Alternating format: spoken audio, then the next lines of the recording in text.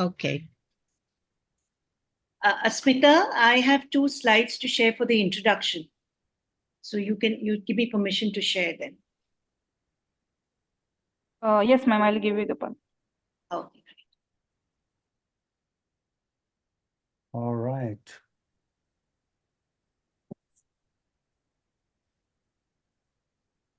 And kindly share the YouTube link so that we can forward it to the people.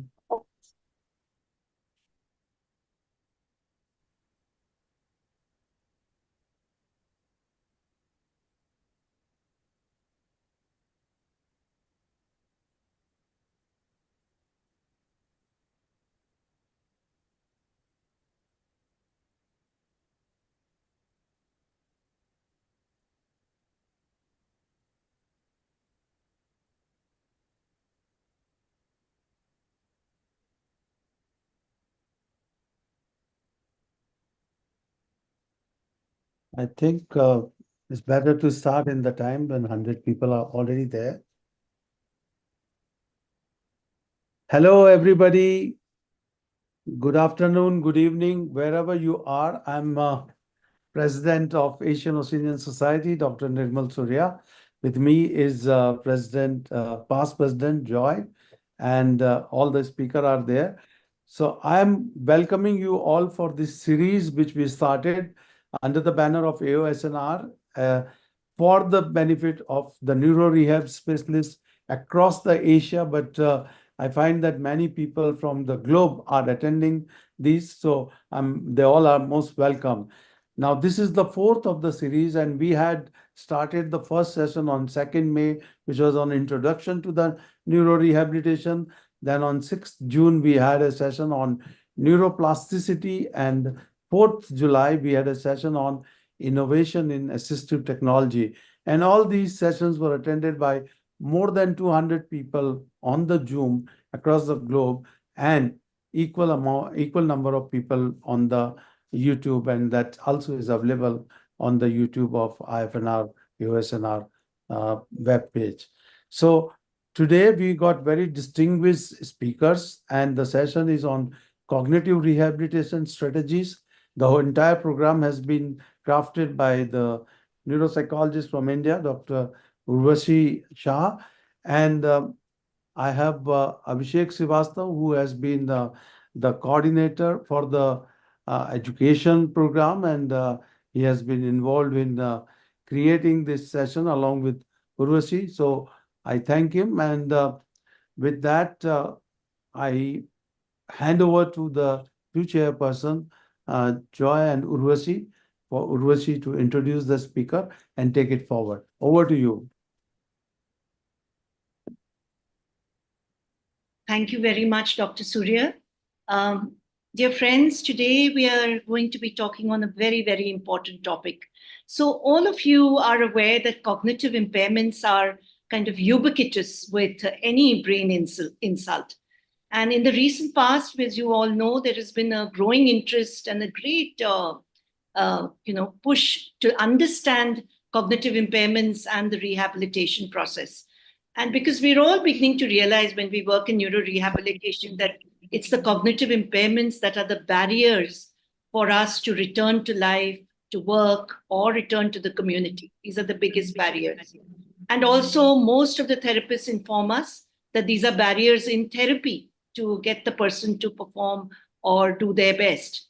So it is really our privilege and a real pleasure to have 2 amazing speakers with us today who are going to share with us some great insights. Let me begin by sharing my screen and introducing our first speaker. So we are really, really excited to have Professor Jenny Ponsford with us from Australia. So as you can see, she has a very extensive and a very well-known person we have over here, Professor of Neuropsychology, School of Psychological Sciences at Monash University, where she established and directed the doctoral training program in clinical neuropsychology. She's director of the Monash Epworth Rehabilitation Research Center at Healthcare. She's held many wonderful positions. She's been the past president of the International Neuropsychology Society, International Association for Study of TBI, Australasian Society for Brain Impairment, several awards, the Robert Moody Award for Distinguished Initiatives in Brain Injury, the Paul Satz Career Mentoring Award, Outstanding Clinical Achievement in Brain Injury Medicine, Australian Psychological Society Award of Distinction, and more importantly, she's been recognized by the Government of Australia with the Officer of the Order of Australia for distinguished contribution to neuropsychology, diagnosis, treatment, and rehabilitation of TBI. In 2020, 2022, and 23, the Australian named her as Australia's leading person in the field of rehabilitation therapy. She's on the editorial board of 7 journals, has over 500 publications, 2 books, and the associate editor of the journal, The Gins. So Professor Ponsford has spent 42 years in which she has conducted her clinical work and research with individuals with TBI. She's been investigating the outcomes and the efficacy of rehabilitation interventions. She's the member of the INCOG and the co-author on the recently published INCOG guidelines. So we are really proud, and it is our privilege and a pleasure to have her here and share with us these new insights and understanding about what the experts feel or what the evidence-based research is showing us about what really works in cognitive rehabilitation. Thank you very much for being here with us, madam. And we request you now to please present your talk. Okay, I'll share my screen. Okay. Well, hopefully you can all see that okay. Yes, yeah, yes, good. yes.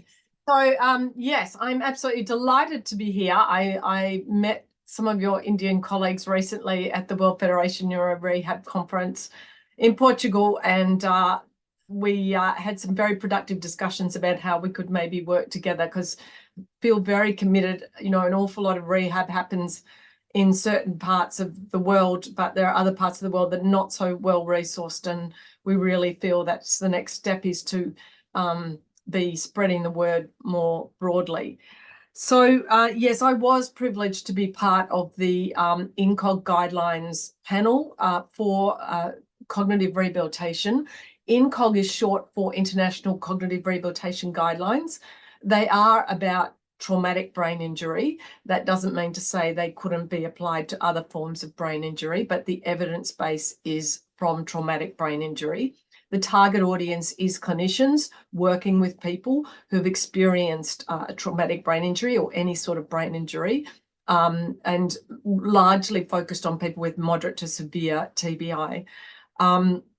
Given the focus on cognitive rehabilitation, the topics were the domains of cognition, of attention and information processing speed, executive function, cognitive communication and social cognition, memory, and memory, because clinicians essentially assess those constructs, and post-traumatic amnesia was included as well, separately from memory.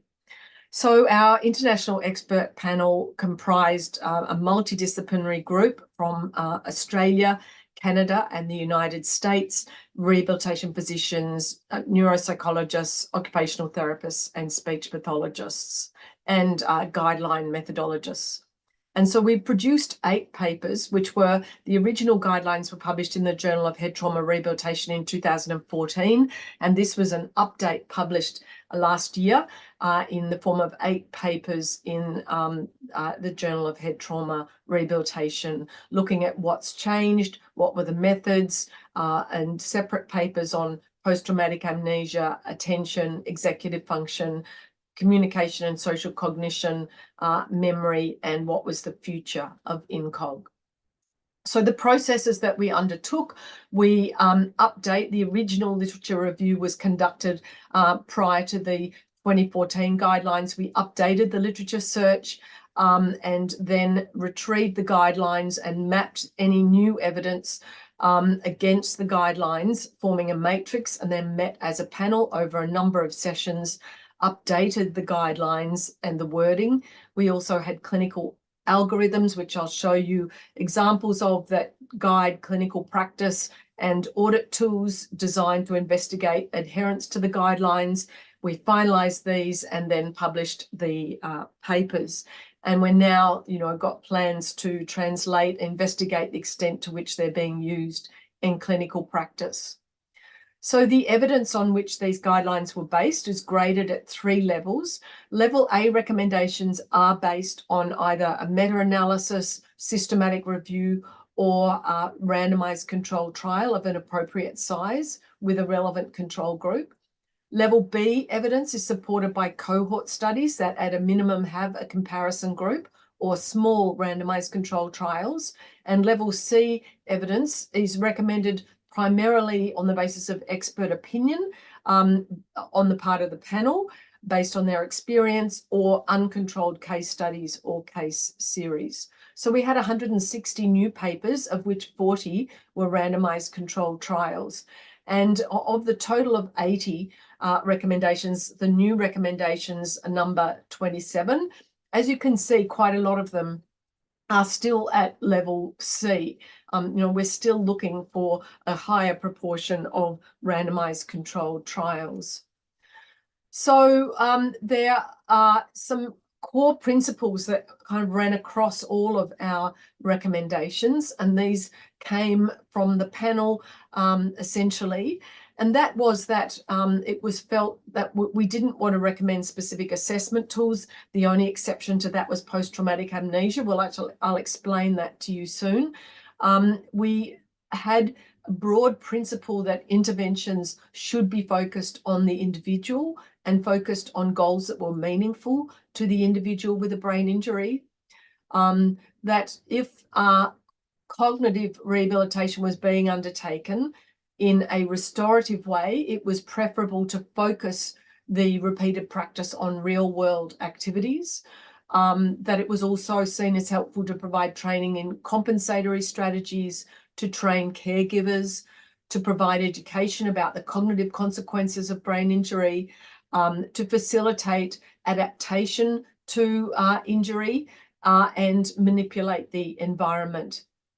It was also felt that groups had a part to play, particularly in the realm of facilitating development of social skills, emotional self-regulation, goal attainment, problem solving, communication, attention, and memory.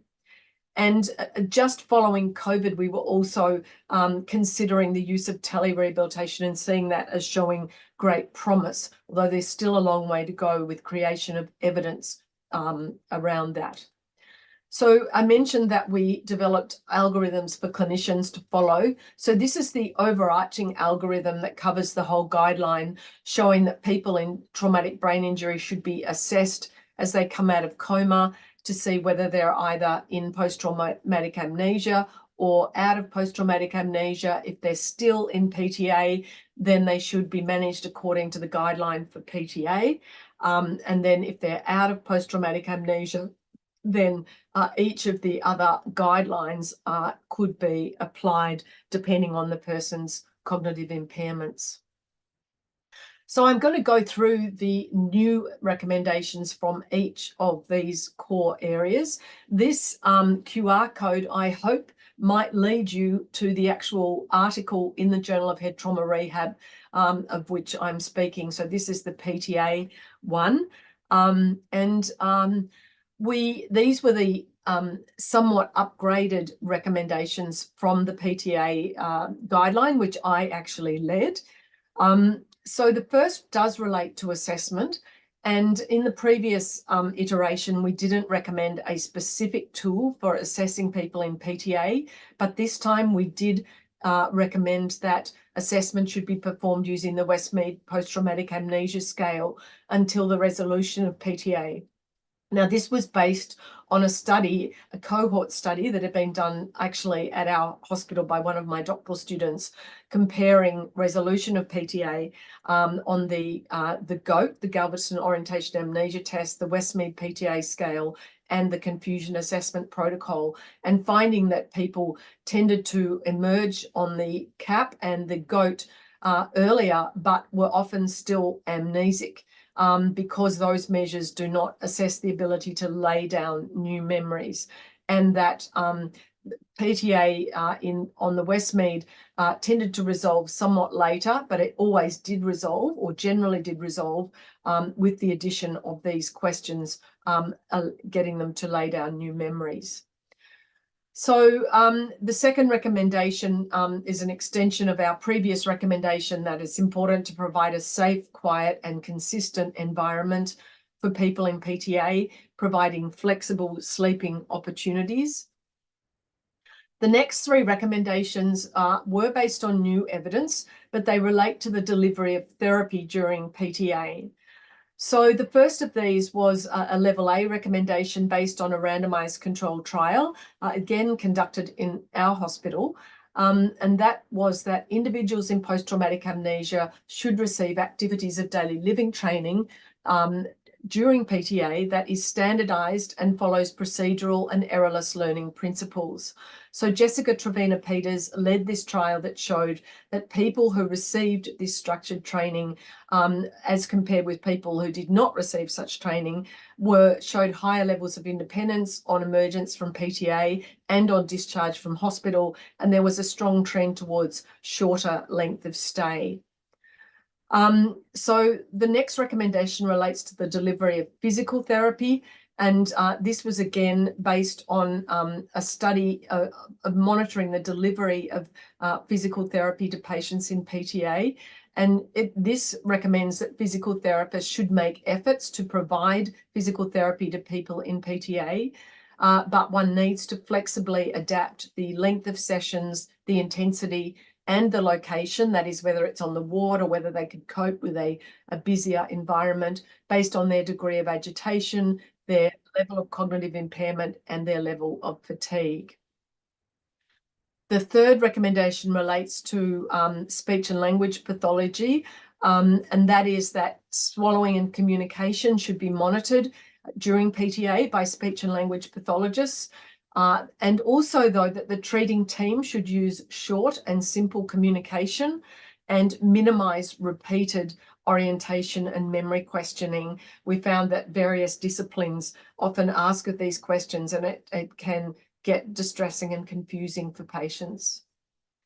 So we also had recommendations relating to the use of medication during PTA.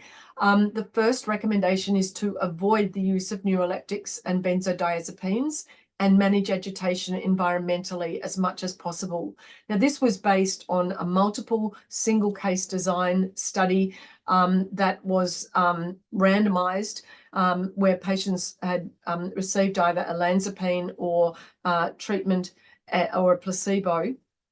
And the patients who received olanzapine did show less agitation, but their level of cognitive function was also significantly lower. And given that we know that cognitive impairment or level of disorientation underpins agitation, it's seen that they should really only be used where the aggression or agitation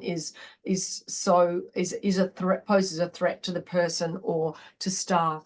And if necessary, start low, go slow, and monitor the impact on cognition. So this was the algorithm that we developed to monitor people in PTA, in the Westmead PTA scale, when they, if they're still in PTA, follow those environmental and therapy recommendations and avoid the use of neuroleptics. When they've emerged from PTA, proceed with a full team assessment. So the next guideline focused on attention and information processing speed. Again, you can access this with this QR code, and I actually led this guideline as well. This recommendation, the first of these recommendations, builds on one from the previous guideline, and that states that metacognitive strategy training, but training that's focused on functional everyday activities, be considered for people with traumatic brain injury, especially those with mild to moderate attentional difficulties who can have some awareness to know when to use such strategies. Now, this might be somewhat controversial to some of you, but a decision was made to recommend that computer-based decontextualized attentional tasks are not recommended. because although these activities can result in improvement on the task being trained and on similar cognitive measures, they have not generally shown generalization beyond that to the real world.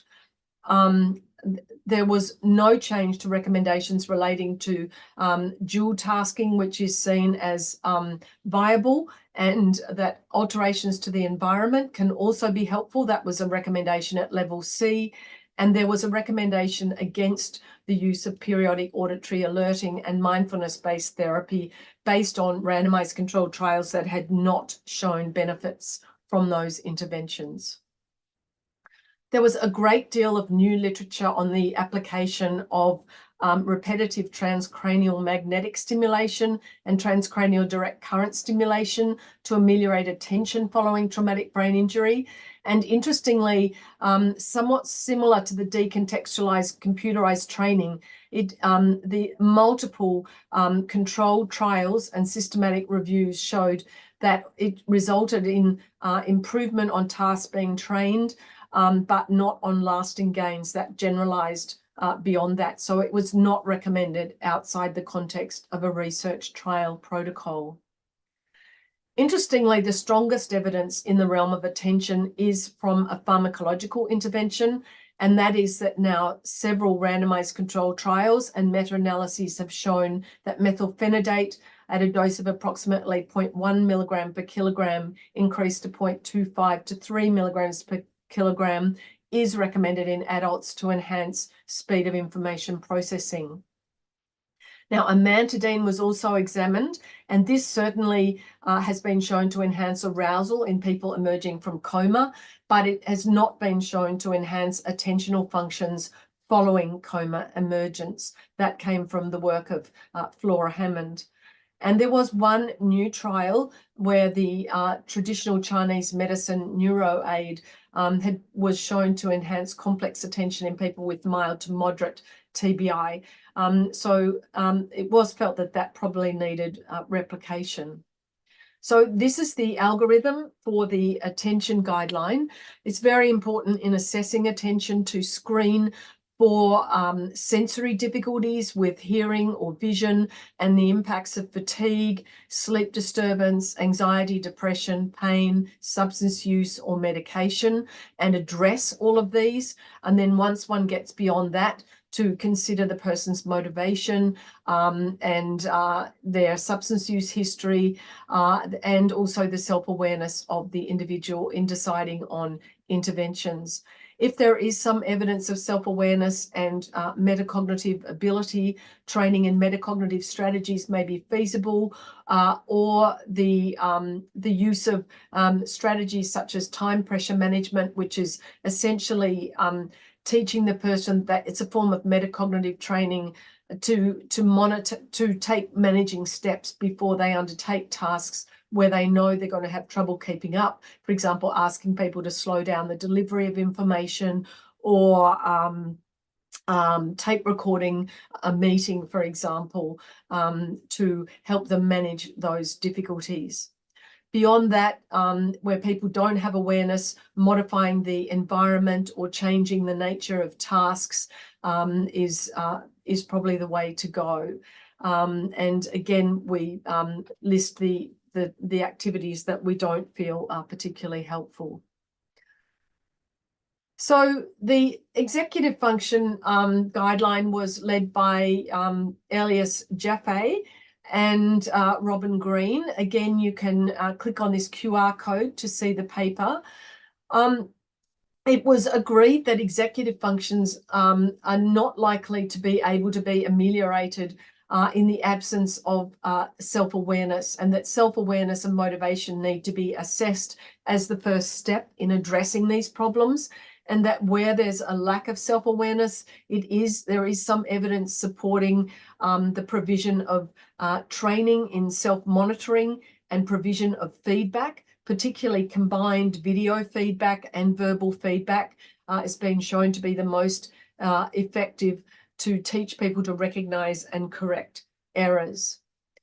So once there is some level of awareness, metacognitive strategy instruction may be helpful.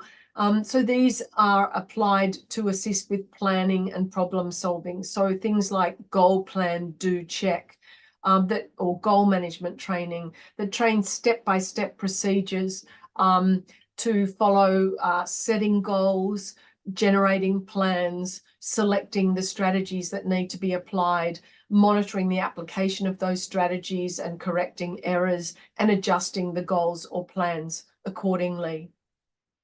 It was recommended by the panel, though, that these interventions do need to be applied to everyday activities that the person is engaged in and be assessed with relevant functional outcomes.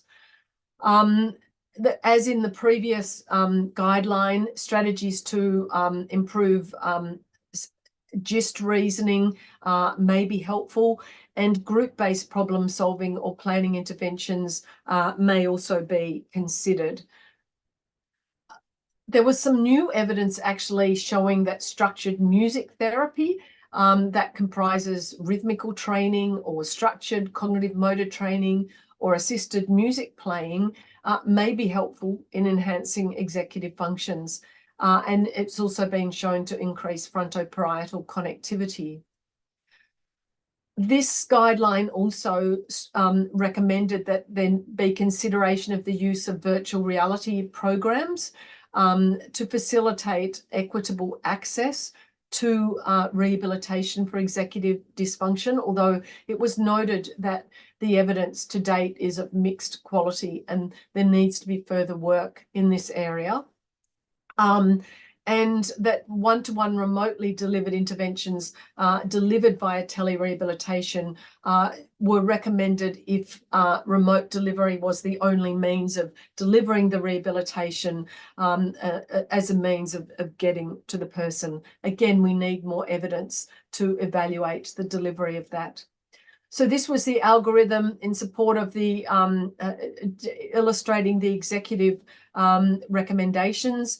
Again, assessing a person's self-awareness, retraining that, addressing that as best as possible, and then addressing in the presence of self-awareness, thinking about metacognitive strategies, group-based intervention, virtual reality, and possibly music therapy. On the other hand, where there's a lack of self-awareness, it's more about the environment, educating the close others to provide external monitoring and so forth. So Leanne Torr led the cognitive communication guideline. And again, you can click on the QR code to see that full guideline. The first of their recommendations related to assessment. And this was stated very clearly that assessing people with these impairments needs to take into account the person's cultural background, their gender identity, their premorbid abilities and styles of communication, the demands and priorities of their environment, their communication partners, their levels of fatigue, any physical or sensory issues, and of course, behavioural, emotional, and psychosocial factors. And it was recommended that staff receive cultural competence training to undertake such assessment. With regard to interventions, there were only a couple of interventions that had level A evidence based on randomized controlled trials, and that is that there is evidence in support of the efficacy of training communication partners to facilitate communication in people with significant language impairments. And also there's evidence supporting communication strategy and metacognitive awareness training to enhance social communication. At level C, which was really based on panel recommendations, the panel were recommending the importance of integrating therapy within everyday functions, focusing on productive activities, on modifying the communication environment, and also assisting with adjustment, coping, self-confidence, self-esteem, and identity as part of the intervention. And it was also seen as important to provide intervention and education to both the person with brain injury and their communication partners.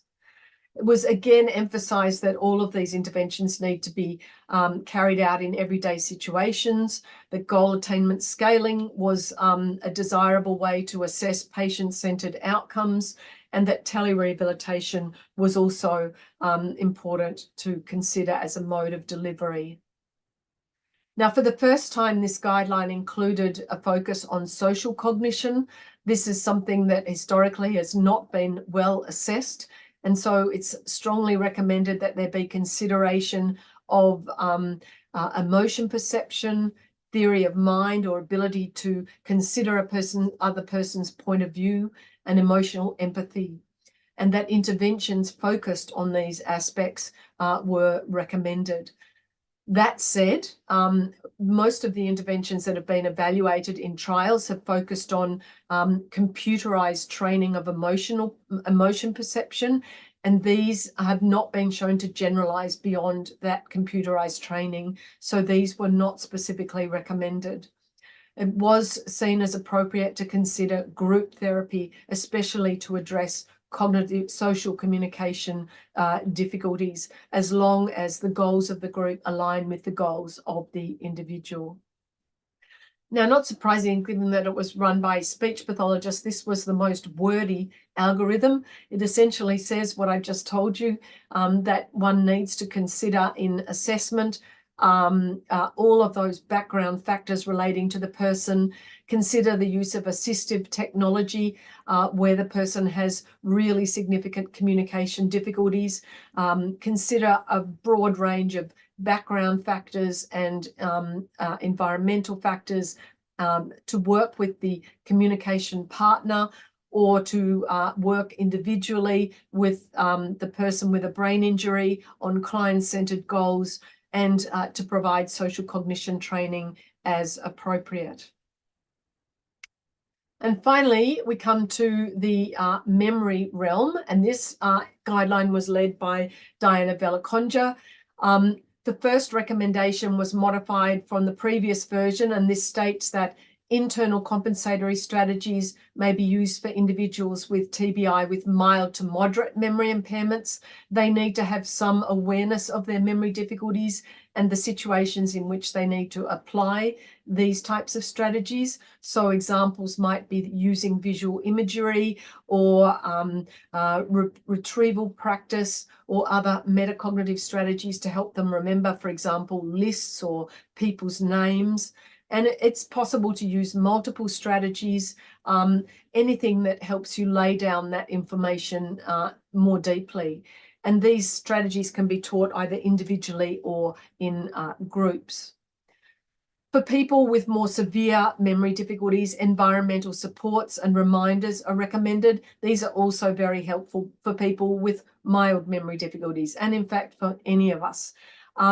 But in deciding what type of strategies to use, obviously mobile phones and smartphones have become very popular means, but one needs to consider a number of factors in the environment and the person in deciding what to recommend. The age of the person, the severity of their impairment, their previous use of electronic or other memory devices or other strategies, their cognitive strengths and weaknesses, their physical comorbidities, and the affordability, portability and reliability of the devices. There's no point in recommending a smartphone to an 80-year-old who's never used an electronic device. And all of these strategies need to be embedded within the person's everyday world. We also looked at ways of facilitating learning in people with memory impairments by setting clearly defined goals, allowing sufficient opportunity for practice in a range of situations and over time, teaching strategies to promote effortful processing, constraining errors, and involving using imagery to facilitate acquisition. Now, group-based interventions, the evidence is actually quite mixed in this respect, and it appears that groups are more likely to be helpful if one avoids having too much heterogeneity in the types of people in the group, and also make sure that the people attend the group for an adequate number of sessions, and that one explicitly addresses how the goals of what's taught in the group can be generalized to each individual's life. And this is the algorithm in support of everything I have just said, whereby one considers either internal strategies or external strategies depending on the severity of impairment. So there are a number of barriers related to delivering cognitive rehabilitation, which we're very mindful of, that it's very complex. Most people have a number of different cognitive impairments. Health professionals have had limited training in these approaches, and the approaches are often not well described in the studies. There are also barriers related to the people that we treat who may have limited awareness, and also the clinicians need implementation tools to facilitate that. When we've surveyed the use of awareness of these guidelines, we find that clinicians tell us that they're really only most applicable where we know that the client has some degree of self-awareness, where there's family involvement in the intervention, where the team is collaborating, and where goal setting is possible. And also, of course, there are many constraints on funding of rehabilitation of this kind, and that is a huge constraint.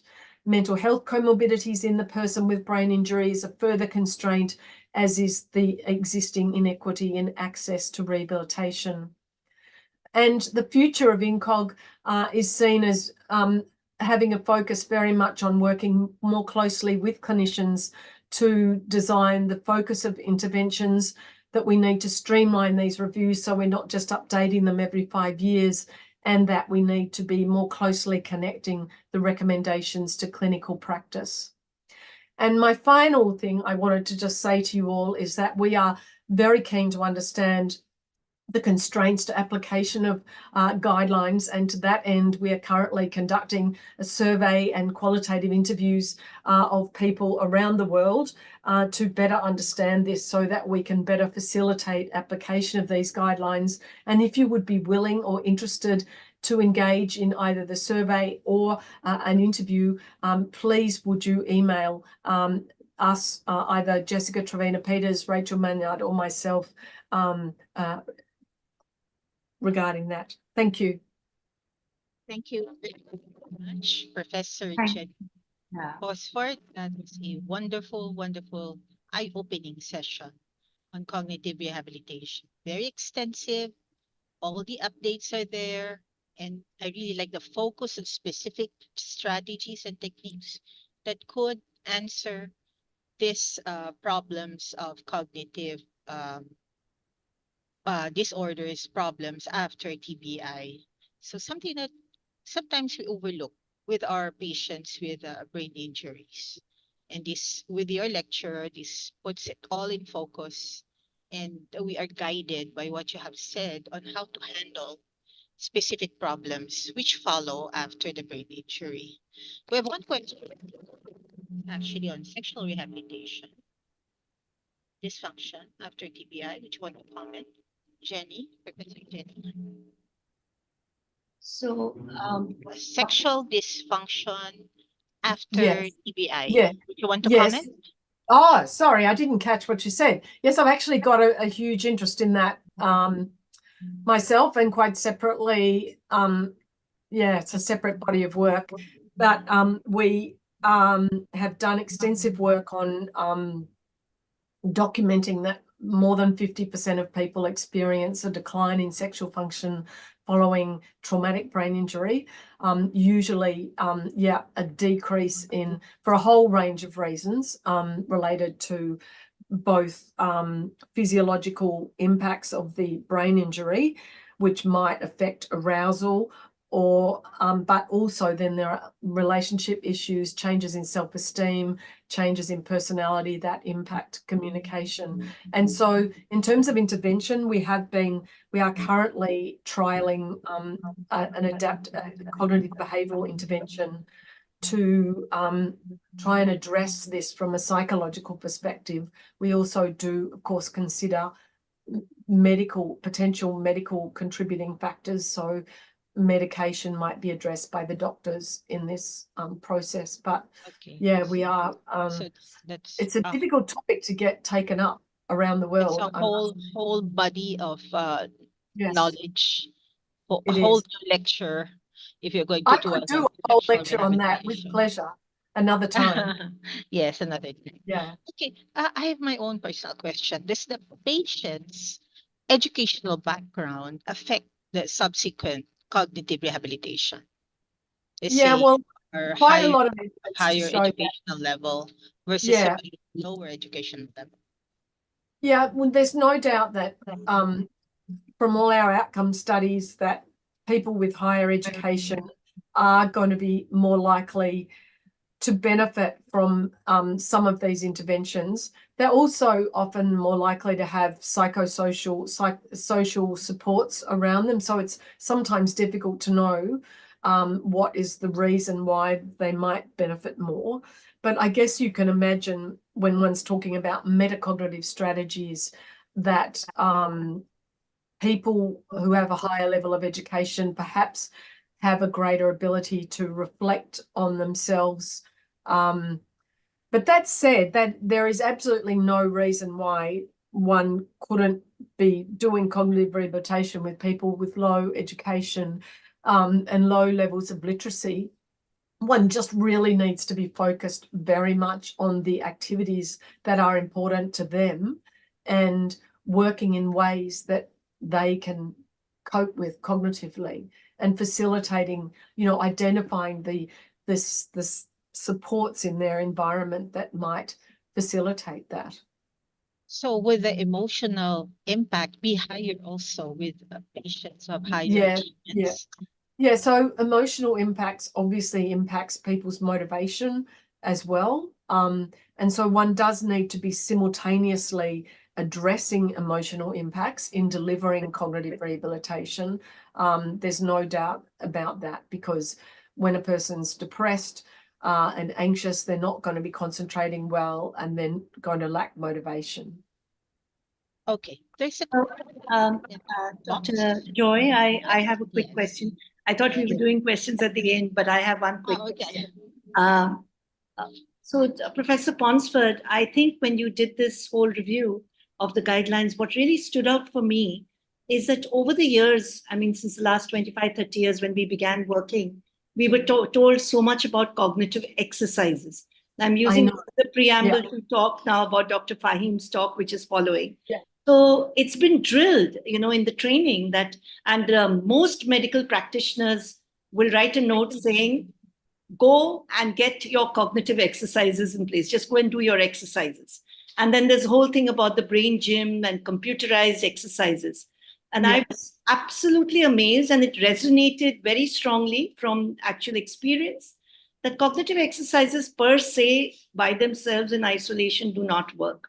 And it is that connection with daily life and functional activities, which has come out so beautifully in the guidelines that you've described, about the importance of connecting it with real life and functional activities and metacognition, the insights, the understanding.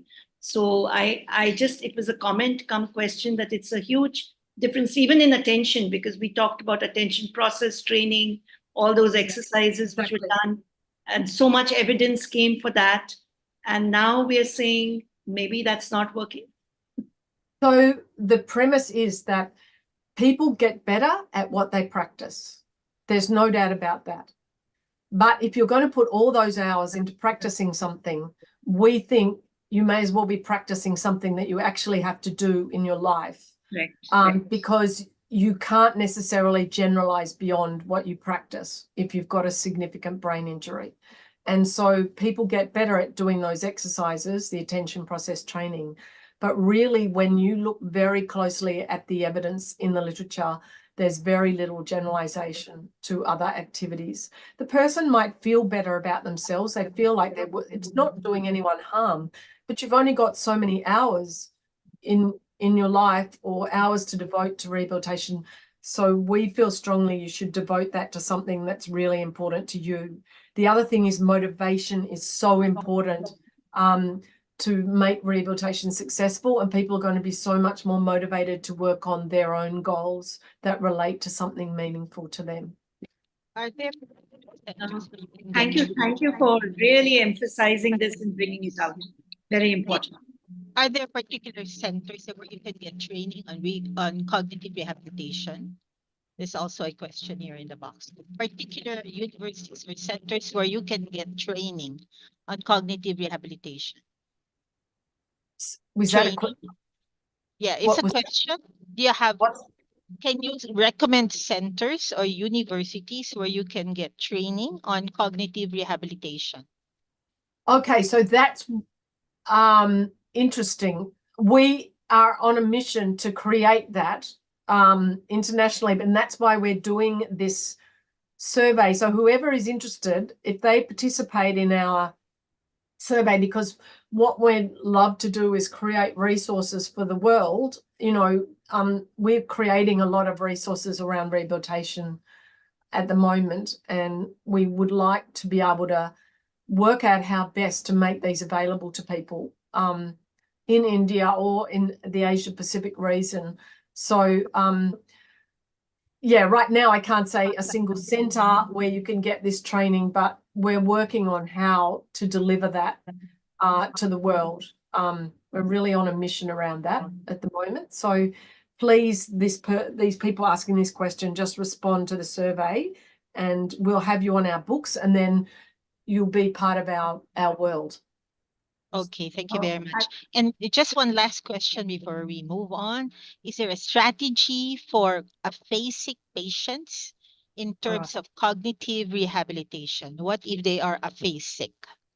Well, it depends on the level of aphasia, but if they are really severely aphasic, then communication partner training is an evidence-based approach that has been very well supported. And so one does need to work on that.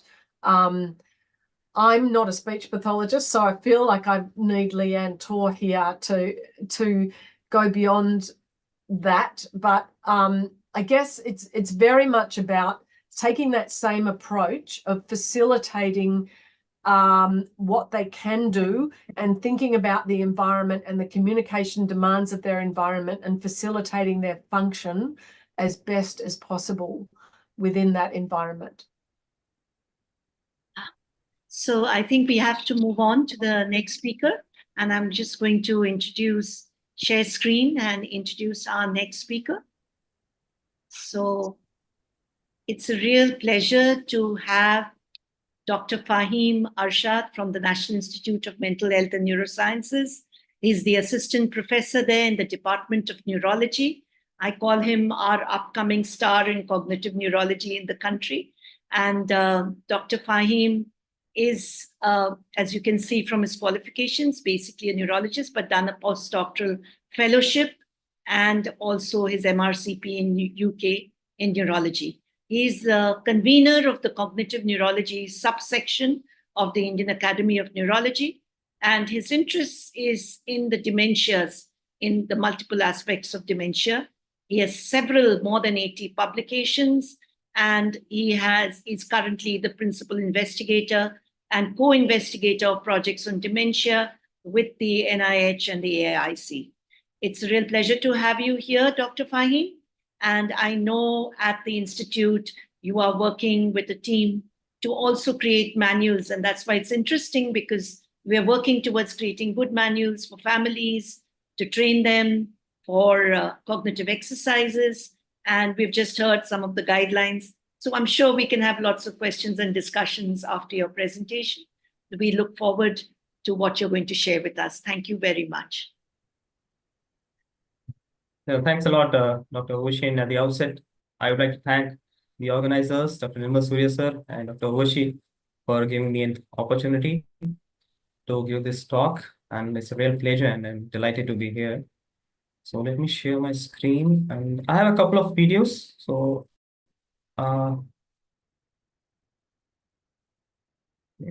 When you share the screen, click on the video and audio if you want. yes, sir. Yeah, I'll do that, sir.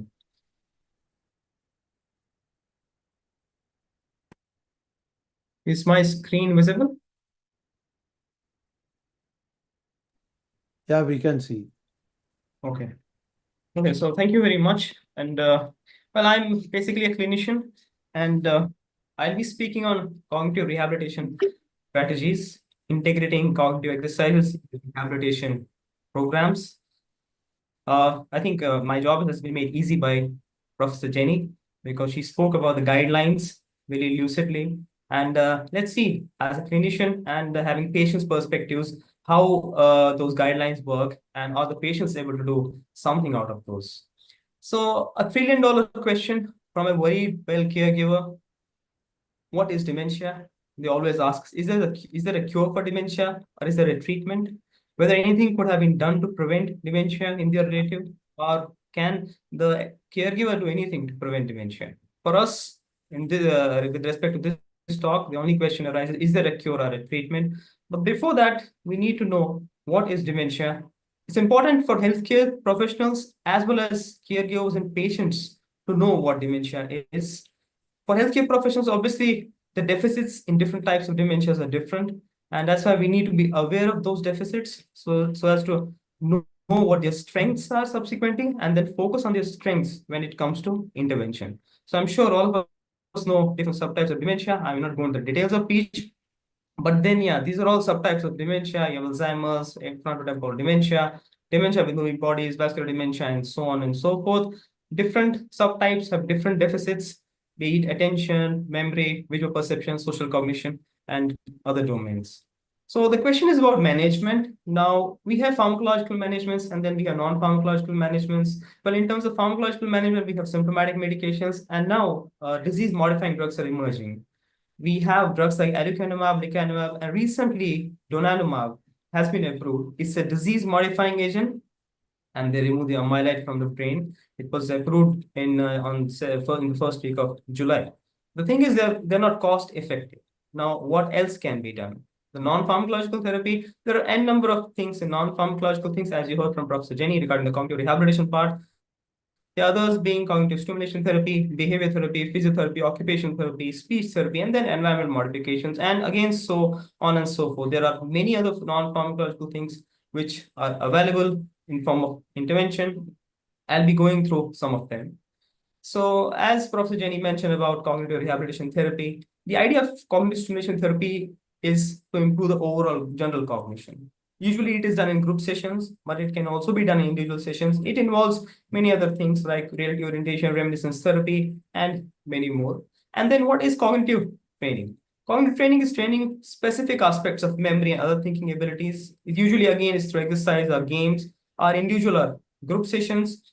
And the idea is formal training of abilities and processes such as memory, information processing, attention, executive function through practice of structured tasks of increasing difficulty, designed to challenge such abilities. So idea is that cognitive training is focused. Same is true for rehabilitation therapy. As you heard from the previous speaker, the idea is to improve and restore cognitive functioning, and it has been well studied in stroke and traumatic brain injuries. And there are two concepts here. One is restorative, second is compensatory.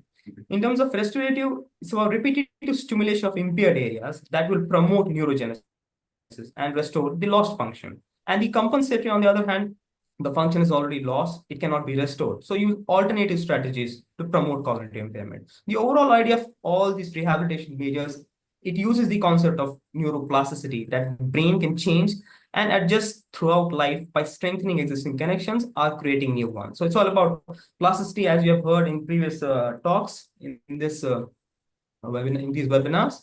And the question is, can the disease progression be slowed by these non-pharmacological interventions? There was a book about Defeating Dementia by Richard Furman, and there was a chapter on it that said, the one misconception you must pay special attention to right now is that there's nothing you can do to help prevent dementia or slow down the process. So the truth is that how you live has a significant effect on the course of dementia. Some factors increase your chances of developing dementia, and some factors decrease your chances of developing dementia. But always remember, the course you're on determines your destination. Well, it's important to they highlight the importance of being compliant to instructions, especially non-pharmacological interventions, because they are not like medicines. You take them and you just leave it up to the medicines what they have to do. You will have to show endurance, persistence while you are on non-pharmacological interventions. So what is the aim of these non-pharmacological management? Is to improve and at least maintain individuals' cognitive function, enable the person to continue to perform his usual daily activities of living, and address the behavioral symptoms that may often accompany, like memory impairment, depression, wandering, sleep, agitation, aggression. And then the overall idea is restorative care and reablement and personalized, meaningful goal setting to ensure that each individual's program is tailored to their preferences and abilities. Now, this is very important because, as I mentioned, different subtypes of dementia have different deficits. So all these non-pharmacological interventions, they have to be tailored as per their needs, as per their deficits, and then focus on their strengths. The advantages being, obviously, in non-pharmacological, it's cost effective. I think that's the most important thing as of now, because the pharmacological management, it's there, but it's not cost effective, and it's not readily available. Accessibility is not there. I mean, they're there, but it's going to take some time till they come to us. And then these non-pharmacological interventions, they have to be focused on individuals' capabilities. And the good thing is they do not have side effects. Obviously, we're not prescribing any medications apart from the ones which we can already give. But it's good to have both pharmacological and non-pharmacological so that they have synergistic effects. And the important thing, it's an emerging treatment option to consider. Already, there's a lot of evidence that it helps. And in addition, the most important thing is you don't require a highly skilled professional to do non-pharmacological interventions. Any skill-trained person can do it. That's the most important point, because when it comes to patients, it's the caregivers who can be trained, skilled persons who can do this non-pharmacological intervention. Now, as I said, it ranges from plasticity to ability, and it involves cognitive rehabilitation, stimulation therapy, exercise, communication, occupational therapy, sleep, music, meditation, neuromodulation, and many more. I've just divided these non-pharmacological interventions into 4 groups, like cognitive, emotion-oriented intervention, psychosocial interventions, sensory stimulation therapies, and symptom-oriented intervention behavior therapy. I'll touch upon each one of them, how they help, what exactly they do. And but we before I go into each one of these, we need to be cognizant of the fact that one size does not fit all. The type of cognitive therapy or a cognitive exercise, they have to be tailored according to patient's needs. As I mentioned, you focus on their strengths, be aware of their deficits. They have to be diagnosis driven, they have to be deficits driven, they have to be patient driven. Because as Professor Jenny also mentioned, if a patient is less motivated, patient is less attentive, they may not do all these things. They have to be continuously reminded that this is what you need to do. And they need to be directed at achieving changes that improve each person's function in areas that are relevant to their everyday lives. And as I always mention, know their deficits and focus on their strengths, and they should be tailored to the individual's needs and circumstances. And then the most important thing is they have to be culturally adapted and according to their previous life interests and the wishes of the caregivers and their other partners. So coming to reminiscence therapy, it's just about recalling the past events, activities, and memories through use of tangible aids such as photographs, familiar items from the past, music, and movies. Now, obviously, these patients do have memory issues, recent memory issues, but the long-held memories of personal importance can still remain easily accessible. The idea is to encourage participants, patients with dementia, to speak about their experiences, therefore decreasing the demand on impaired cognitive abilities while encouraging those preserved abilities. That's what I said. We focus on their strengths, be aware of their deficits. Evidence suggests that this reminiscence is as effective means of improving mood in persons with dementia. Though results may be mixed, but overall there's a definite cognitive benefit. And group sessions are very important. They improve interaction and individual sessions. Now, as far as the validation therapy is concerned, it focuses on validating the personhood and the emotions of a person with dementia. The idea is that individuals with dementia, they present with confusion as a means to avoid stress. Then it's the responsibility of a facilitator, like a caregiver or maybe a clinician, they can validate the feelings of a person with dementia rather than focusing on the confusion. So it has been found that it can alleviate stress, it can promote contentment, and it can decrease the behavioral disturbances as well, though benefit may be limited in mild to moderate forms of dementia. Coming to relative orientation therapy. Now here the aim is to decrease confusion and behavioral symptoms by orienting the individual to time and space. You remind the patients of the facts about themselves. It includes classroom-like group sessions held for around 30 minutes involving facilitators who can present personal and current information to the participants through use of games, puzzles, calendars, and reality orientation boards. It's again found to be associated with significant cognitive and behavioral benefits. Then simulated presence therapy, well, it attempts to keep the environment of a patient dementia-friendly, or rather familiar, as possible to reduce anxiety and stress. The idea is you make a recording of a familiar person and start playing it to the patient, which is reassuring to the patient. The content can be varied depending on the interests of the individual, and it's helpful for behavioral symptoms of dementia. Then behavioral therapy, well, this is again a huge topic. I'm just trying to make a small note of it, that behavioral therapy is based on the principles of conditioning and learning theory, using strategies aimed at suppressing or eliminating challenging behaviors. It involves behavioral analysis, antecedents, behaviors, and consequences. The key features in design and intervention for behavioral therapies, taking the account of individuals' preferences, changing the context in which the behaviors take place, and then using reinforcement strategies and schedules that would help in reducing their abnormal behavior. Now we come to the cognitive stimulation therapy, which is the most important part. It's a manualized group intervention for people living with mild to moderate dementia and aimed at improving their cognitive functions through themed group activities that implicitly stimulate their skills. This, as I mentioned, there's no specialist equipment or a medical knowledge that is required. It's has to be culturally adaptable and, most importantly, cost effective. And then we have many programs, but one of the most robust evidence comes from a 14-session group cognitive stimulation program developed by a team in UK led by an inspector. She's a neuropsychologist, and she has developed this program, which runs twice a week over 7 weeks with sessions lasting 45 to 60 minutes.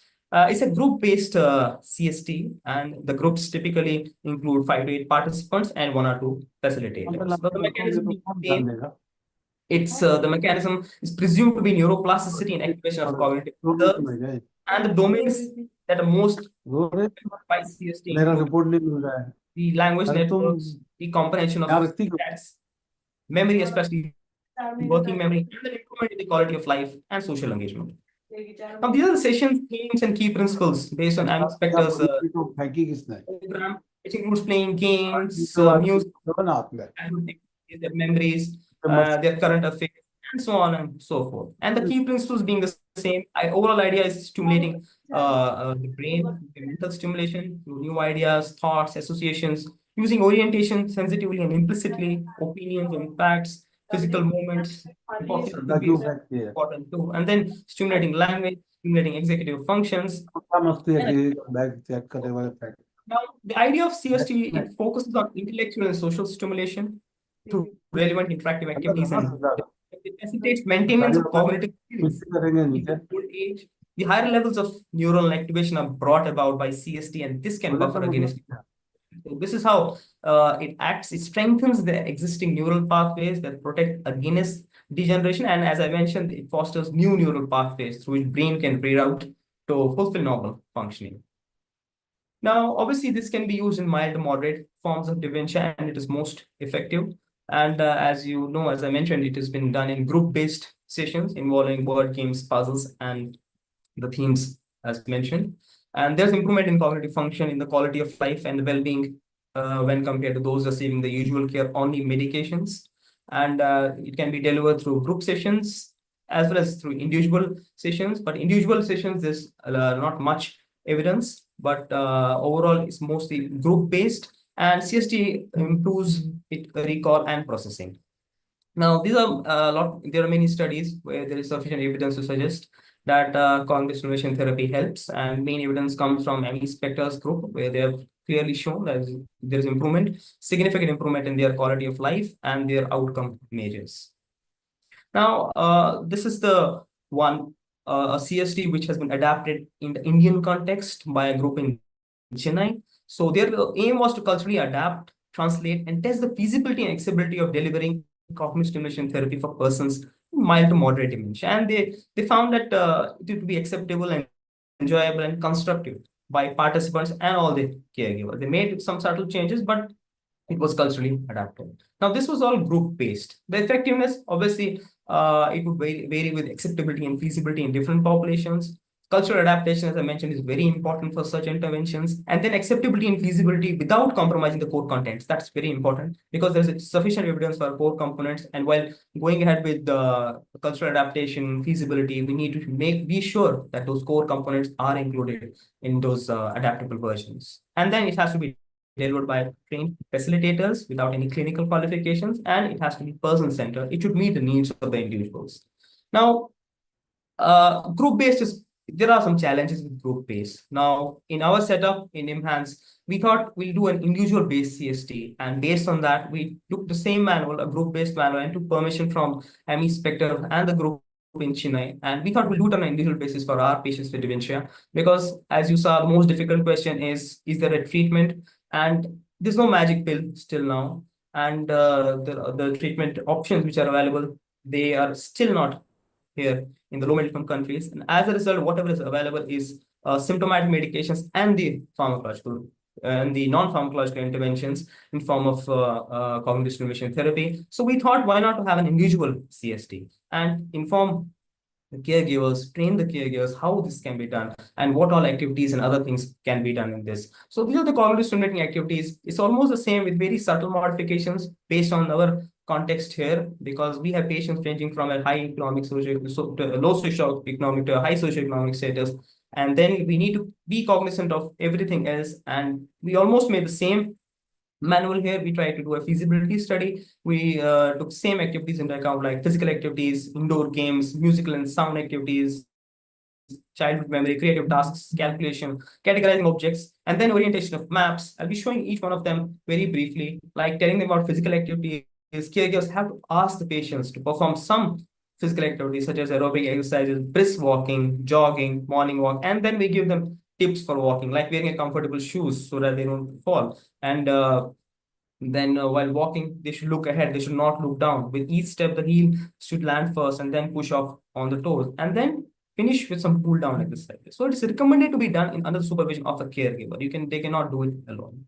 And there are different types of exercises. So we have a physiotherapy department. They do advise them all the types of physiotherapy as well as physical exercises like marching, turning the body side to side, raising the heels, bending the arms and legs, and then practicing more and more such exercises. It definitely helps. There's a definite connection between physical exercises with the brain. So definitely it has been seen that these exercises help for patients with dementia. And then there are indoor activities and games. The caregivers, they have to encourage the patients to play some indoor games, such as including number games, word games, as per their interest and convenience. We have like Ludo, cards, chess, Sudoku, and in addition to that, other activities like gardening. So then among the indoor games, this is one of our researchers who's playing a game with a patient as per the patient's context. This is called Chocobara game where they put in dice and then where they can move their pawns or how much numbers and others. Those things are taken by our staff, manage them on a everyday basis and then involve them in all these things. In addition to that, ask the patients to fill some missing words like a cup of, they fulfill stamps like Char Minar, like Taj Mahal. Some form of activity so that we at least keep them busy. Word passwords, activities. They can sing songs, antaksharis, and like that. So, and then we also make them aware of all these activities. So awareness about the activities is very important. First of all, what dementia is, what deficits they can have, and then how this CST can help these patients at each and every point of time. And then the childhood memories, it includes asking the patient to write down and tell about their childhood memories. It would include anything from their school memories, their colleges, their work life, about their friends, teachers, achievements, how they celebrate their festivals, and their favorite childhood book or a movie, and many such questions. And caregivers can make a separate diary and a folder of these recordings. Well, I have many patients who on follow-up show us the diaries, what all their patients would have done in the last 3 months or 6 months or so. So I think that's very interesting to see how they keep their records, and it definitely helps. We have received lots of testimonials from caregivers, And then the creative tasks. Now, again, caregivers can provide some creative tasks to the patients and encourage them to do those tasks like puzzle solving. Like, again, it's almost the same, but maybe subtle differences, like making a paper boat. If you've seen in this video, making this patient do at least something, going to improve his visual motor skills,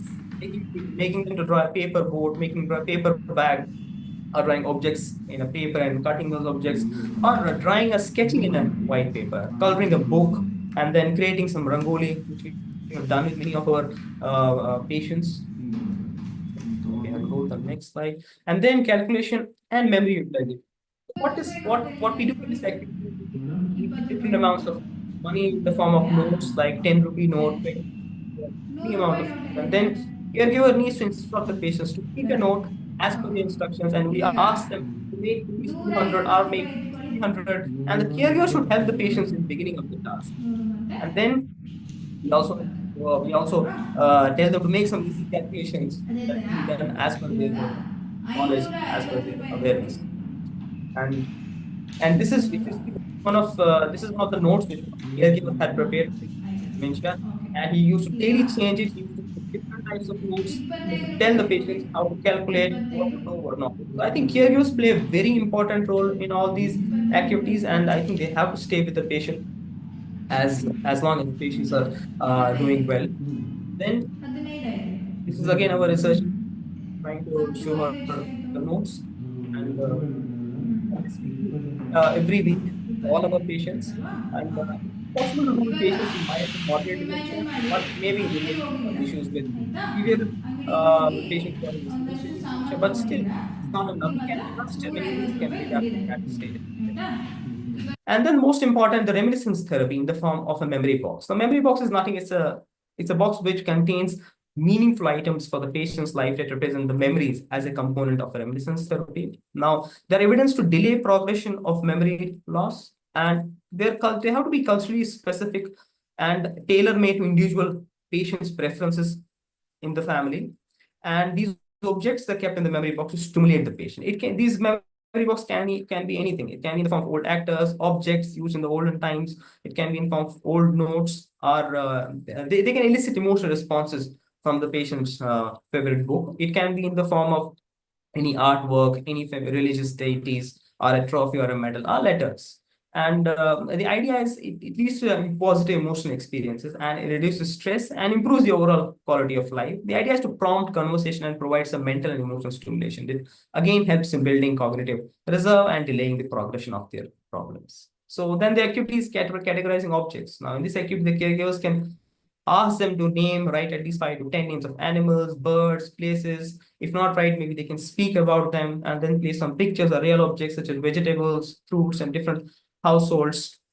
And they can give examples of countries, movie names, anything else, like names of colors, means of transport, and then ask them about different dresses they wear, how to organize the clothes, and the ordering of wearing clothes. And then orientation of maps. Well, this activity requires maps and photographs of various famous places related to the patient. You can ask them to locate their place of origin, state in the map, and the photographs. You ask them about their opinion regarding the changes in the places compared to past times. Ask them about the direction of the nearest landmark, name of the local place, and then naming places to visit the nearest their homes, and then show them photographs of their home, and then also overall show them the map of India. And I ask them to identify their state if they can. And then face recognition, again, asking the caregivers to show the photographs, asking photographs of actors, singers, scientists, and sports person. And it can be anything. Caregivers can also provide them their old photographs in their home, in their childhood photographs. It helps in reminiscence therapy again, and tries to build up on their memories. And then food activities, again, caregivers can ask them different varieties of foods. Also ask when and at which time the food is usually eaten. Ask the patient what they had eaten in breakfast, lunch, snacks, dinner, and would they prefer a tea or a coffee, and how many times they drank water. Idea is to engage them in these activities. And yeah. So then the current affairs, and again in this, the caregiver is asked to discuss about the current issues related to recent event mentioned in the various newspapers or the television news. Idea is to keep them active with the current affairs, current politics, current international concerns, present-day actors, about sports news, their favorite places. And then the caregivers also have to make sure that the patient should actively participate in these discussions, make them talk. I think that's the overall idea, so that they feel well, they get those positive emotional vibes. And then, as I mentioned, physiotherapy, we have a great department of physiotherapy here at NIMHANS, I think led by Dr. Silva Ganapati. He's doing a great job for all of our patients. And the idea is, though, again, a rehabilitation of patients with dementia. It works. Physiotherapy helps in not only in movements. It's about preventing falls among people living with dementia by means of exercise aimed at improving their strength, flexibility, their balance, their postural stability, endurance, and reducing pain. These are various gait training or physiotherapy exercises which we advise, our physiotherapy department advises for all our patients with dementia. These include tandem walking, side walking, backward walking, obstacle training, and the figure of eight training. And all these things, they definitely go in a long way in helping our patients with not only gait difficulties, but other deficits as well. And then again, flexibility training, one more form of physiotherapy, and trunk rotation. So these are different forms of physiotherapy which we advice for all patients with dementia. And as per the caregivers, they come back and tell us, and it definitely helps them and their patients as well. And then this is one of the patients, again, doing physiotherapy. At the same time, we also do a postural stability test, which is conducted on a postural stability machine. It's a force platform based balance system, and it overall, with this system stability, the anterior posterior stability, the medial lateral stability can be 6, 7, 8, 9, 10, 11. Now, there are challenges in implementing physiotherapy. The clinical challenges are mainly related to cognitive impairment, behavior, and psychological symptoms of dementia. The main challenge is memory loss, inability to remember instructions. Well, this holds true for all those cognitive exercises and non-pharmacological interventions, making it a bit difficult for them to follow these treatment protocols. And there is inability of these patients with dementia to maintain attention during therapy. Even if they remember, the attention may not last for so long, and that could affect their ability to engage consistently in therapy, impacting its effectiveness. Another challenge is the comprehension. If it is impaired, it's difficult for a caregiver to make them understand what physiotherapy should be done, and lack of motivation, as Professor Jenny said. So I think these are some of the important points which we need to be aware of before giving these cognitive exercises. Then the most important part, as I mentioned, in mild to moderate dementia, it's the CST works, but occupational therapy can work at any stage of the disease. It can facilitate independence in everyday functional activities in their ADLs and IADLs and skill training. It's very important for caregivers also. We need to educate and support them in this endeavor.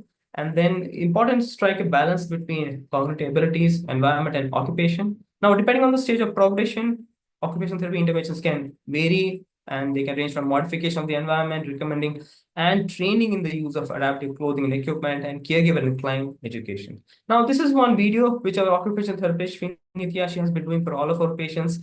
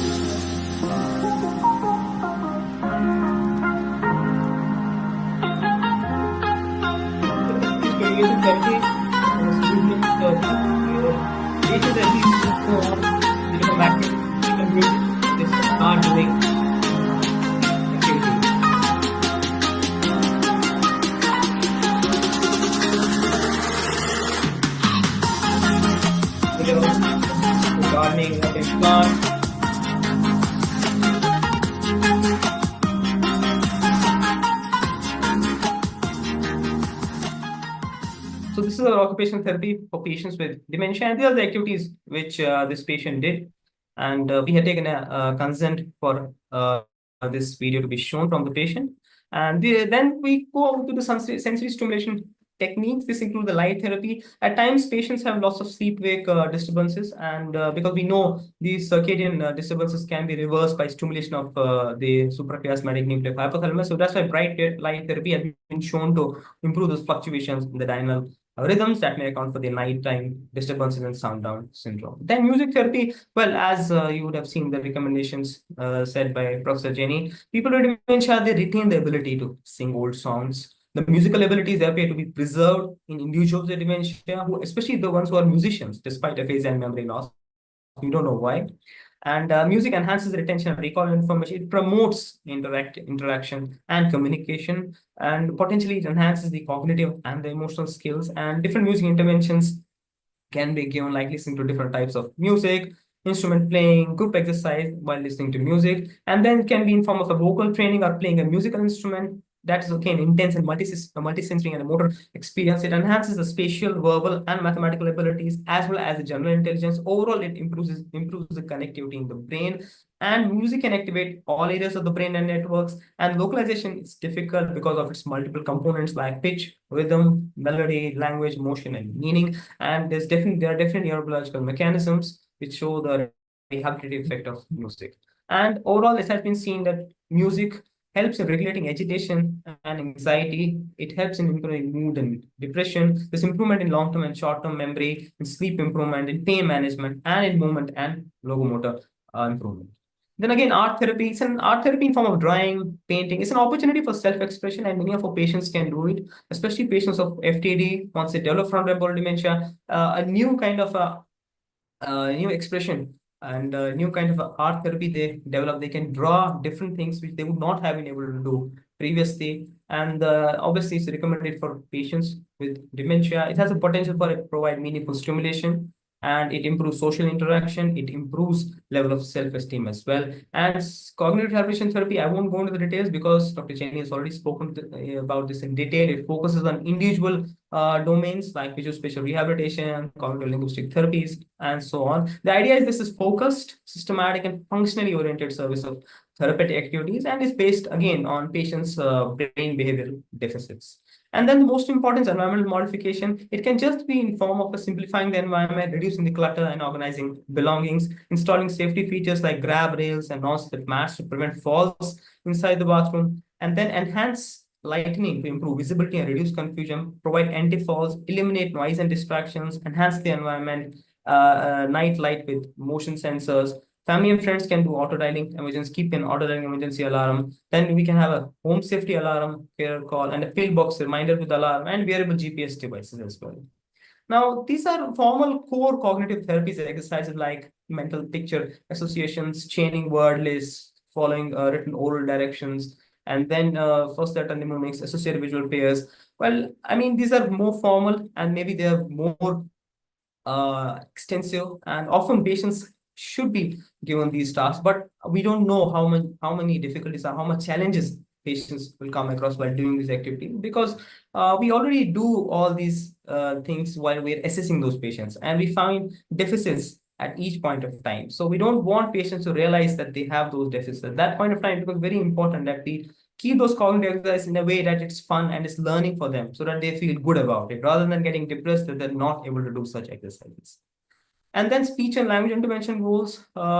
Patients can have grammar issues, they can have word retrieval deficits, they can have repetition deficits, motor function deficits. And the overall idea is to improve the communication by person-centered speech and language therapy. And we have specific language therapy people here at NIMHAD, and they're doing a great job for all of our patients, especially for patients with primary progressive aphasias, where they have difficulty in terms of all those parameters. And the idea is to give impairment-based approaches, which includes lexical retrieval treatment, repetition treatment, constraint-induced aphasia treatment, space retrieval, and then we have compensatory-based approaches like augmentative and alternative communication, and then use assisted devices, the smartphones, and communication. Again, it depends. If somebody is not able to use a smartphone, you should better not to give that person a smartphone. And then group education and supportive measures, which provide effective communication strategies, and they feel more confident and valued when attending group-based discussions. And then there are other speech-based therapy apps that are used to again treat cognitive communicative disorders. And I mean, these are all in the form of apps, but again, it depends if they are user-friendly. and caregivers are also willing to use this app for their patients. Obviously, they can go ahead with it, but I mean, it should not become a burden for patients to use these apps. If they are user friendly, I think they can definitely go ahead with it. I mean, we don't have experience with using these apps. We haven't used these apps for our patients. And then obviously we have technology assisted devices. Well, I may be a fan of technology, but not for my patients and caregivers, because caregivers already are involved in managing patients. Now, if you need additional assistance for technology for the patients, and caregivers have helped them, and it becomes very difficult at that point of time. But yes, there are important devices which can be of help, and those include actually reminders, memory books, like mobile reminiscence aids, and I mean, digital memory books. Some forms can be used, and I mean, they can be of benefit for patients with dementia. So this is overall what the problems are faced by people living with dementia and their solutions. Patients having memory issues, give the reminiscence therapy, a memory box and aids. Patients are disoriented to time and place, relative orientation therapy. You modify your therapeutic spaces, and then if they have problems with tracking their things, alarms, reminders, and then difficulty in performing the familiar tasks, you have to give them some sensory familiar stimulations. And then patients can use assisted communication devices, whosoever can, may not, all of them cannot use. And then to prevent falls, you can have fall sensors. And then overall, the idea is to modify and simplify the environment based on the group-based discussions. And this is one of our patients with mild cognitive impairment, and we used all the cognitive stimulation therapy manual in this patient. Patient was able to use it, and their ACE scores improved dramatically from around 64 to around 85 over a period of 6 months to 1 year. And overall, it improved the cognition of the patient. And we had a detailed questionnaire where which was administered to the caregiver to understand the patient's contextual realities, strengths, and the ecosystem within which he was placed. And this is one of the testimonials given by a caregiver regarding our CST. I mean, everything has its strengths and limitations. And the caregiver said, "Doctor, my father cannot do everything mentioned in the CST manual, but definitely he can do some things in a better way," which means even if you give a all manual, all 12 things may not be possible for a patient. As I said, it has to be patient tailored. We need to be aware of their deficits. If they're not able to do some, at least they can do some things, right? And then the strengths of this CST, as per that caregiver, it has definitely helped my father. That's what he said, in maintaining his daily schedule, and it improved his overall well-being. But he said he realized it more when he stopped doing CST, and then he worsened again. And the major challenge was, as we already discussed in this webinar, maintaining the attention of the patient. It was a major challenge which the caregiver faced. And then along with, there was a need to repeatedly explain the reason why CST is being done. Because like patients with Alzheimer's will have episodic memory. They'll forget after 5 minutes why they're doing what they're doing. So it's very important to remind them again and again what you are doing and why you are doing this. So that highlights the importance of an educated caregiver and a skilled or a trained caregiver. So we need trained caregivers and inform them what you need to do at each and every point of time. And in addition, we also said he was not able to do some tasks, and he felt bad about those tasks. I think this is one more thing, because that's why we need to make these cognitive rehabilitation or cognitive exercise fun. It should be learning for them. They should not feel depressed that they're not able to do some things. So we should try to motivate them so that they're able to do everything and whatever is possible for them to do. Overall, the idea is to have a holistic approach. It's not only the non-pharmacological interventions, it has to be pharmacological interventions, it has to be lifestyle interventions, overall to prevent or slow the progression of the disease. Obviously, as I said, there's no magic pill, but if we do everything together, it's definitely, at least, if not preventing dementia, at least slow the progression of the problem and stabilize the disease. I think that should be the main aim at this point of time, when we do not have disease modifying drugs available. But even if they're available, it doesn't mean that non-pharmacological interventions don't have to be done or you stop them. I think still, even if they come, I think we have to follow a holistic approach. Multiple lifestyle interventions have to be followed, and everything has to be done at that point of time. So I would like to conclude. Dementia, as we know, is a complex heterogeneous disorder, and we have pharmacological and non-pharmacological options. Non-pharmacological are cost-effective. They're readily available. They don't require any highly skilled professional.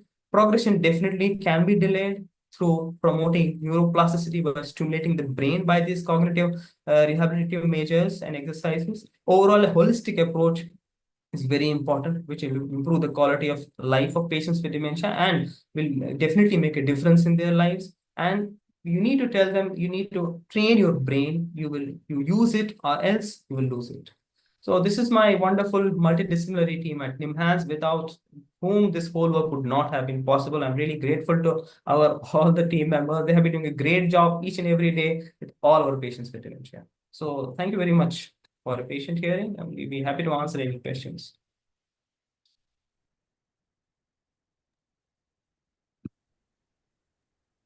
Wonderful talk, Fahim, and what you have actually mentioned that and what you have brought out, that it is not one person. Each person has a role to play. And that is what people have to understand, getting out of their own mindset of their own specialty. If you have to treat a disease like dementia, you have to have multiple disciplinary and they all can contribute. And I thank you for bringing out each and every one's point, from physio, OT, speech therapists, and clinical psychologists. I think this is what really we need to spread out, that whomsoever you are, you can contribute for the care of cognitive rehabilitation, whether it is dementia or other cause. Thank you very much for bringing out this point. Over to you, Urvashi. So I think, Dr. Choi, would you like to take the questions for him and then we can summarize? I think there are a few questions I can see here. The question have been answered already during the lecture by Dr. Fahim. How about using technology, which includes VRT, also smartphone applications that you can recommend? Would you want to comment, Dr. Fahim? Are there any apps that you would recommend for dementia? The smartphone apps, right? Smartphone. Yes. Yeah, so I'm not sure. We are not using any smartphone apps right now, but we are in the process of validating one smartphone. It's not a smartphone app, I guess. It's an app where you can put all the daily activities, what a patient can do, and the caregiver can take marker. This is the activity which that patient has done. I mean, it may not be in the form of a rehabilitation, because these smartphones nowadays are very small, and patients with dementia have too many deficits. So I'm not sure how they'll be able to see those smartphones. But yes, if it can be done in the form of a tab, in form of maybe on a computer, I think it can definitely be done. And I know in our neuroclinical psychology, Dr. Jamuna and Dr. Keshav, they have been doing neurofeedback therapy for our patients, and they have an app, and they have done a great job because they found significant results with those. So I would definitely, if somebody wants that, I can maybe call them once and see if that app can be of help. Yes, I think you have mentioned that the apps in the phones can be used because they are very accessible and can be localized as well. Yeah.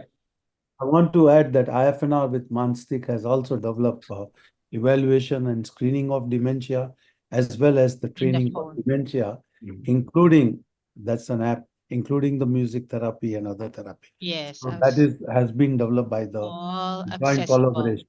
Thank you. Yeah, it is free of cost. Yeah, I know, sir. They had come to us as well. So I'm not sure whether is it validated for the patients with dementia. They've done it. They came to us as well. But I think it has to be validated and seen how it is going to help the patients. So that'll be very useful if it can be done. Yes. Okay, in your review of all the strategies for dementia, which particularly would you recommend as those with the highest level of validity or highest level of application?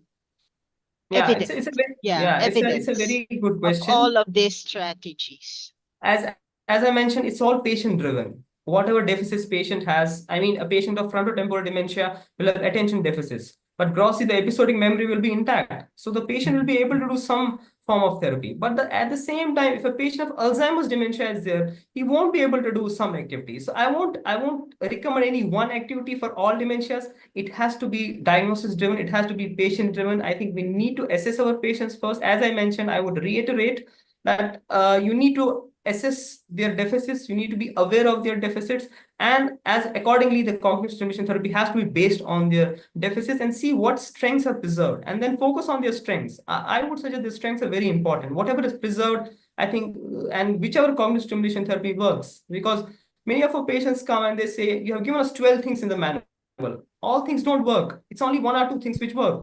Physical exercise is something which always works because they tend to mobilize them each and every time. But I mean, there may be other things also which can work. So I won't recommend any one, but I think just focus on the strengths of the patient, be aware of their deficits.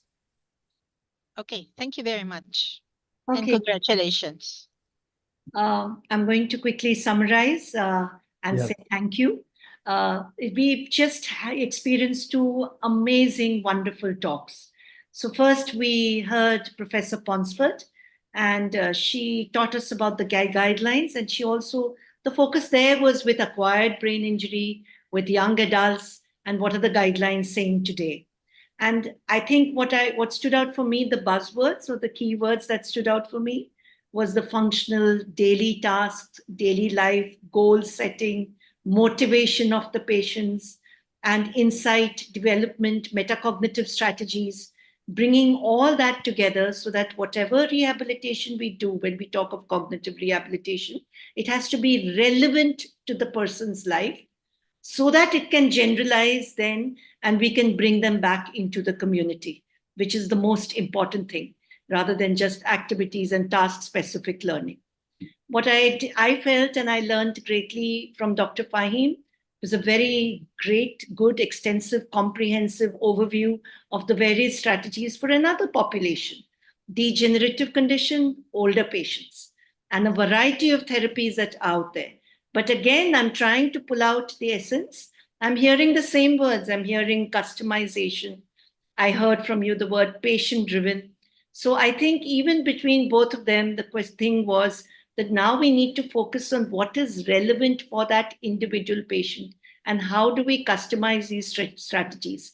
There is nothing out there which is an absolute perfect formula that we have.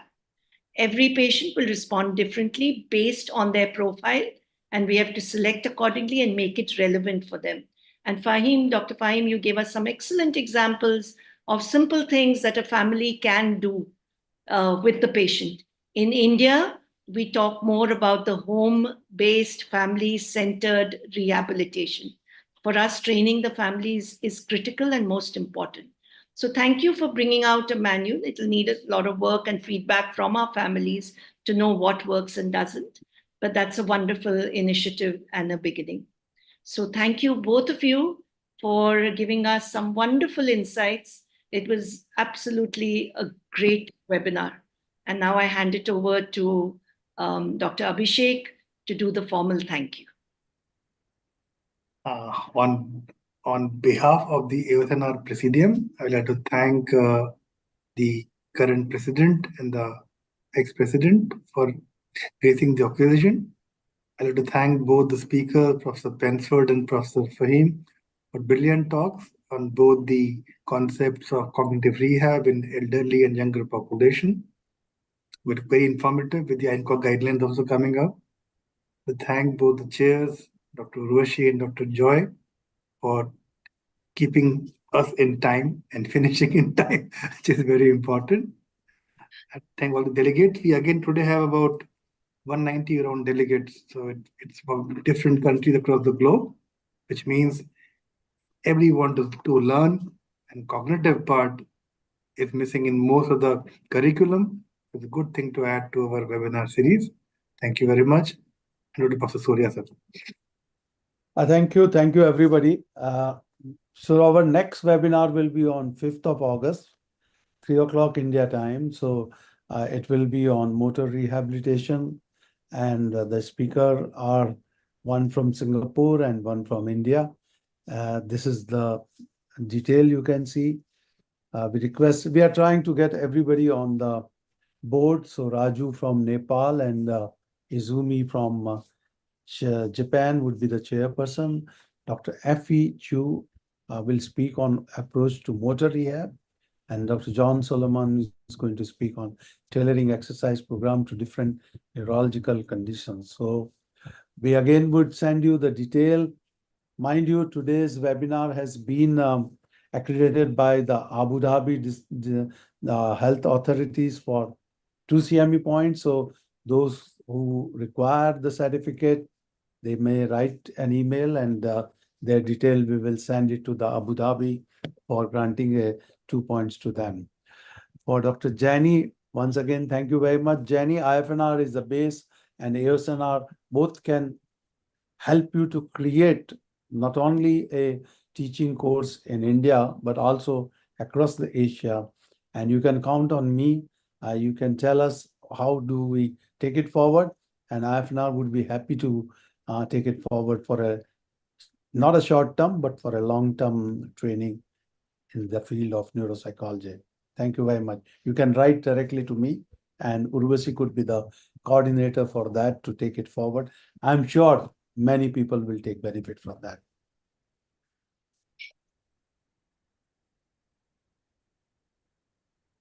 So with that note, I request all of you to thank you, and the webinar will be available on YouTube. So those who have missed out by some reason, they can click on that. And Jenny, you want to say something? You will have to unmute yourself. No, I just wanted to say thank you. That would be a wonderful opportunity to go further working to do whatever we can to help develop rehabilitation in India or in Asia Pacific region. Yeah, absolutely. Thank you, and good night and good evening. Thank you. Thank you. Thank you. Bye-bye. Until we see you again.